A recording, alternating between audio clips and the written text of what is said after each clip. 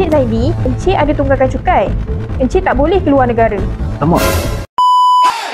Ramai airport ni. Tapi bestnya, akhirnya kita dapat pergi ke luar negara. Setelah kita kerja lama lah. Yes. 20 tahun dah kerja tanpa non-stop. Nak kumpul duit nak pergi sini lah, London. Okay. Kita lepas immigration dan freedom. Yes.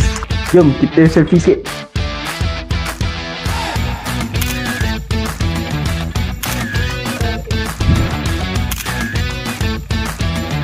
Encik Zaidi, Encik ada tunggakan cukai. Encik tak boleh keluar negara. Alamak. Berapa tunggakan saya? Sebanyak RM300. 300 je. Alah tu. Ya, tetap kena sekat. Mak, saya kena gerak ni. Ya. Aduh, gerak. Nasib kau lah bro. Aduh. Itulah, member tak bayar. Aduh. Encik Zakwan, ada pegawai saya nak jumpa Encik. Ya?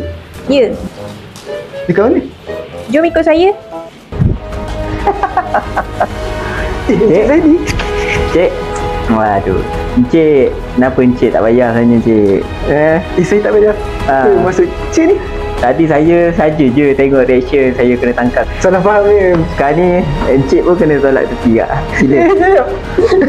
Mana? Encik pula hari ni, saya pula pergi London.